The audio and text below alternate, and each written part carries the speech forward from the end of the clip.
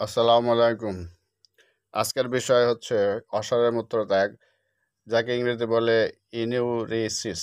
ইনিউরেসিস অসংযত মূত্রানুস্রাব বা অসারের মূত্রাস্রাব বা মুখ প্রস্রাব ধরে রাখতে পারে না, প্রস্রাব বের হয়ে যায়, প্রস্রাবে তার কন্ট্রোল নাই, নিয়ন্ত্রণ নাই, বিশেষত রাত্রিকালে ঘুমের মধ্যে হয়ে যায়। আঘাত পাওয়া বা কষ্টকর প্রস্রাব বা বার্ধক্য বা কৃমিজনিত প্রভৃতি নানা কারণে এই রোগটা হয়। প্রস্রাবের বেগ হলেও তা সংবরণ করতে পারে না। তাছাড়া অনেক সময় অসারের মূত্র ত্যাগ হয়ে থাকে।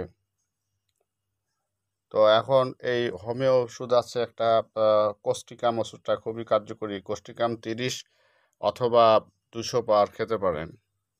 30 হলে 3 ঘন্টা পর পর 1 ফোঁটা করে অবশ্যই খেতে হবে। ছোট বাচ্চাদের যদি বিছনায় প্রস্রাব করে বা অসারে প্রস্রাব হয়, তাহলে কোস্টিকাম 30 আপনার সকাল বিকাল রাত 3 বেলা 1 ফোঁটা করে খাওয়ালে বিছানায় প্রস্রাব বন্ধ হবে। বয়স্কদের যাদের প্রস্রাবের সমস্যা এবং প্রস্রাব ধরে রাখতে পারে না, অসারে প্রস্রাব হয়ে যায়, কিংবা আহ, পক্ষাঘাতের কারণে যদি হয়ে থাকে, তাহলে আপনার কোস্টিকাম 30 200 পাওয়ার সকালে 1 ফোঁটা এবং বিকালে 1 ফোঁটা খেলে খুবই কার্যকরী এবং ইফেক্টিভ মেডিসিন। এই কোস্টিকাম ওষুধটা প্রস্রাব ধরে রাখার জন্য এবং অনেক রকম সমস্যার সমাধান করে। আর যাদের বাচ্চাদের কৃমিজনিত কারণে, কৃমির কারণে প্রস্রাব হয়, কৃমি যদি গুঁড়া কৃমি থাকে, তাহলে সিনা সিনা ওষুধটা খাওয়াতে পারেন।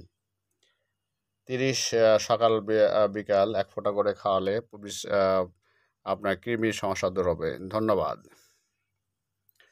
চ্যানেলটাকে অবশ্যই সাবস্ক্রাইব করবেন এবং সঙ্গে থাকবেন, এবং পারিবারিক চিকিৎসার জন্য হোমিও জন্য এই চ্যানেলটি খুবই কার্যকরী এবং ফলপ্রদ।